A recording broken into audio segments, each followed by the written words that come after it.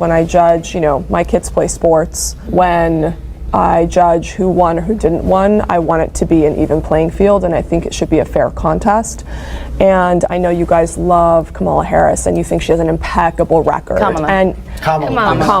But CNN has pronounced it 12, 20 times on record. We're telling you how to. Just like every other person. Semantics, you guys. Let's not get stuck. Let's go to policies. Can we just pronounce your name right? You see what the Harris supporters do? Her name? Welcome back to Quality TV. I'm your host Qua, and in today's video, we're gonna be reacting to a video from Jubilee. It's an episode of Middle Ground in there. It's gonna be on Trump supporters versus Harris supporters. I think it was an interesting video, and I just want to show you guys a little bit from it. The way that the Harris supporters present themselves, and then the way the Trump supporters present themselves, because it's interesting, and I want to make a point to it. But let's get right into the video. The term third world is offensive to me, bro. Because you're talking about a subhuman. No, you're talking it's not about that people it's a subhuman. who aren't as developed as we are, so they're the third world. So if you're stoning women after they've been raped, in the Bible, bro, no. I'm from Iran, and it happens now. Another day, another episode of Middle Ground. Hi, my name's John. I am the host of Radical Empathy, and I will be moderating today's episode between Harris supporters and Trump supporters. Our first prompt is, no matter what my candidate does, I will still vote for them. No matter what my candidate does, I'm still gonna vote for him. It's a clear difference. I'm still gonna vote for Trump no matter what he does. I mean, at this point, it's already, might as well cash it in. But I would still like to see what Harris is, what she wants to do, articulated in a way where I understand it. Then maybe I'll change my mind. But as it stands now, nothing Trump does will change. Anybody? I mean, I'd be lying if I said if Trump came out in a crowd and just started, yelling at people, calling them stupid, or did something crazy, that I wouldn't still vote for him. It would have to be like walk out in Times Square, shoot someone in the face kind of thing. It would have to be something outrageous for me to not vote for him right now, and that is only because these are the only two choices I have, which sucks for us as American people. We should have a lot more choice in this. We should have had more debates. We should have had more people involved in the debates. It would take a lot for me not to vote for him, just because I care so much about securing our country and my right to own firearms. So for me, we know Kamala's character, and I feel him though. I'm in agreement with him. And look at just how calm he was when he said that. But right back to the video. So even thinking if she does the worst thing ever, would I still vote for her? Yeah, because I know the worst. Our country and my right to own firearms. So for me, we know Kamala's character. And so even thinking if she does the worst thing ever, would I still vote for her? Yeah, because I know the worst thing that she could do wouldn't even be the best thing that Trump does, right? The bars are very different. And when he gave his reasons, he never once even mentioned Kamala Harris or her capacity to make things happen, or what they didn't do that. That's the difference between Trump supporters and Harris supporters. I think they're the violent ones, or I wouldn't even use the word violence. I would say they're the more aggressive supporters. In addition to that, of course I'm going to vote for her, because Trump is such a terrible alternative. I'm afraid to see what our country would look like. I'm voting for Kamala for pragmatic reasons. January 6th made Trump ineligible in my eyes. He's a traitor. He disrupted 200 years of peaceful transfer of power for his own selfish reasons that he now admits that he lost by a whisker. Sarcastically, according to him. Let's bring in our disagreeers. He was aggressive for no reason. This guy, the Trump supporter, said calmly, and then when he gave his reasons, he mentioned Donald Trump. He said he's not, for pragmatic reasons, he's not going to vote for Trump for pragmatic reasons, but he said it all aggressively you shouldn't vote for the other person because you don't like Trump. To me, I mean, you vote however you want to vote, but to me, that's not a good enough reason. But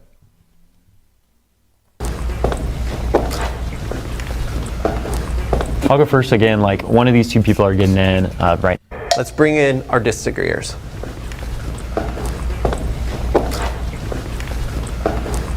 I'll go first again. Like, one of these two people are getting in right now. My choice is Kamala Harris. That doesn't mean that anything that she does is going to keep that support. My biggest issue right now is the genocide going on in Gaza, propagated by both the Trump administration and the Biden administration. You could say that prior to October 7th, there was peace going on between Israel and Gaza, as I've heard a lot of Trump supporters say. That's just factually inaccurate, especially with the Abraham Accords, especially with moving the embassy to Jerusalem. These are things that I'm very critical of Trump on, and I'm still having trouble announcing my support for Kamala Harris. It was a big moral decision to even come on the show in support of her, but that's because I don't support her again. I think that Donald Trump is going to be somebody that's far worse for the country than she will be. So, did you know that this is the lowest civilian to combatant death rate of any war in recent history? Did you know that? Is this going to be a Gaza topic? I'm so ready to go on Gaza. I'm so ready. That because I can't just let your word genocide go because it's not a genocide. If it was a genocide, it would have ended 2 days later and it would have been fine. Everyone would be dead. she hit him with the facts. He said something, and then she came right with the facts. That's something that Trump supporters do. We come with the facts all the time. All the time we come with the facts. But he said something, and then she fact-checked him right there. Oh, my gosh. I love it. This is so good. So it's not a genocide. That, though, just for time's sake. But I want to hear, going back to the prompt, you came in because you disagreed. You wouldn't vote for Trump unconditionally. No, of course. I mean, I think as a moral human being that comes from a place of love with strong core values, I can't just give anyone, carte blanche that no matter what you do, you're going to have my love and support. But from, barring anything crazy like the situation that Joe mentioned, it's pretty much 100%. And actually, I am part of Jewish Voices for Trump, and I really appreciate all of the things that he's done for the Jewish people and for the state of Israel as well. So the next prompt is, Harris beat Trump in the debate. Will the agreeers please step forward? And here's my thoughts on the debate. If we're judging the debate off of how they presented themselves and how if one reacted, one didn't react, if we're judging the debate off of that, then Trump lost.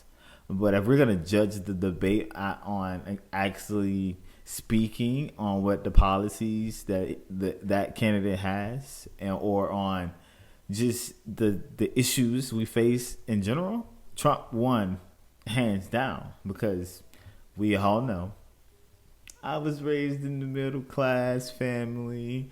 People love their lawns. Me and Tim Moss, we're both gun owners. But I support a mandatory buyback. And in the softball interview, she actually said it then. Right after she said she wasn't guns, her and Tim Moss have guns. Literally right after, not right after, but some point in that interview, she said we need a mandatory gun buyback again. We're all looking at you. I'm happy to see you join us. Hey. Unfortunately, when I watched the debate, a lot of Republicans were saying that Trump was going to completely obliterate Kamala Harris, and I was one of those people. But I'm the kind of person, I got to be factual and honest, and I can't lie to myself. So let's get the obvious out of the way. It was a little bit bogus against Trump with 1 versus 3. They only fact-checked Trump. They didn't really fact-check Kamala as much as I think they should have. But when one candidate lies, fact-check when we're don't telling have the to, truth yeah. and telling facts. And basically the only 2 times that they did fact-check was, we don't murder babies after 9 months, and Haitian. And that was a lie. That was a lie. I did a video on it. I'll put a card up. That was a lie. They do late-term abortions. Aren't eating dogs in Ohio. Well, Kamala Harris perpetuated the myth that Donald Trump said there are fine people on both sides, even though Politico came out and said that this is missing a lot of context. Do you need to see the video? when Trump said there are fine people on both sides, he was talking about two kinds of people. One were historians who wanted to keep the Robert E. Lee statue in place, and the other group were people who wanted to tear the statue down. So the Antifa, the left-wing individuals, and the historians. These were the two groups of people he initially were talking about. Right. Now, the neo-Nazis and the white supremacists and the hooligans who came to interrupt, this was an outside group who came to Charlottesville to stir up. Look at him. Yes, it was. Like, literally, if you watch that whole thing in 30 seconds more, you'll see that the good people on both sides things was a lie. Come on. And then this guy, Mr. Blue Hoodie right here, I wonder what his testosterone levels is, because he's way too aggressive for no reason. Look at the women are way calmer than he is. Like, why is he so aggressive? Well, he's trying to, I don't know. That's So when people say that there are, I just really have to stop. So when Donald Trump you're referring to them as historians, when we're talking about people who chanted "Jews will not replace us," and neo-Nazi chants that were used in World War II. He's talking about Charlottesville. What it seems like is historians that were sympathetic to keeping the statues in public view. And we're talking about a statue of Robert E. Lee, a Civil War general. But even the historians that you're referencing, if they were actual historians, wouldn't you want those types of statues in something like a museum or somewhere where people can learn the historical context, not in the public? I give a point to for that guy right there. That makes sense. I'm on board with that. You know, I don't think the statue should have been there either. Historians did. They enslaved your people. I think we've covered, just so you know, I think we've covered this part. Remember, the prompt is, I think Harris won the debate. We forgot about the prompt already. Yes, to be honest, I want to extend a mad. See, it would have never got that far if he would have just let him talk. That's what the Harris supporters does. They just throw, mad respect. Absolutely. For anybody here, any Trump supporter who will stand here in this room and say anything in support of the guy who gave that debate performance. Literally speaking as a Filipino person who for years, we have a play named Dog Eaters on us. It was dog eating and othering of meats were used to other us and to make us feel like some other kind of different dehumanizing thing because we're eating people's pets. And now they're putting it on Haitians. And now there's bomb threats in Ohio because of this ridiculous thing that he spewed because he got triggered because Kamala talked. So you can clearly see that where he gets his information from. Why is this dude so upset? Look at how calm this guy is. You can clearly see where this guy gets his information from, because how is him saying that people are eating animals, how does that equate to bomb threats? And on top of that, I think it was the governor of Ohio, whoever it was, the mayor, whatever, the senator, whatever. 33 bomb threats, they were hoax. It was all fake, and it came from outside the country. So it's crazy to me how the media just automatically assume that because what Trump said, that's why they were getting those bomb threats. Okay, and maybe it influenced it, right? Maybe it influenced whoever it was to make those fake bomb threats, which they were found to be fake. Don't you think that what the Dixiecrats say about Trump being a threat to democracy or whatever, Hitler, whatever, don't you think that has an influences on the assassination attempts? Maybe that could be a thing, right? Or maybe that doesn't apply to Donald Trump because we don't like him, right? Orange man bad. About how people were walking out of his crowds because he's bored and tired and senile. And the main reason why I am sitting down is because Donald Trump took too much bait. I think that kind of performance was okay against Biden. And if you guys notice, a lot of the things he said against Kamala, he said against Biden. About the abortion, the baby being killed after it's born, he never should have said that. About a lot of the... Bro. It's true, though. And what did he say? performance was okay against Biden. And if you guys notice, a lot of the things he said against Kamala, he said against Biden about the abortion, the baby being killed after it's born. He never should have said that. She's the vice president. Of course, he's gonna say the exact same thing. She's the second in command.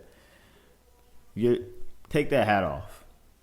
No, I'm just playing. But a lot of the points that he made against Biden, and he did it against Kamala too. But the thing is, Biden literally just fell apart and quote unquote died on stage, what we saw last time, and that's why they switched him out with Kamala. So I guess Trump I was expecting him to change his playbook. You have to go after her record. Well, it's hard to go after her record when she's impeccable, right? We have the only qualified person there.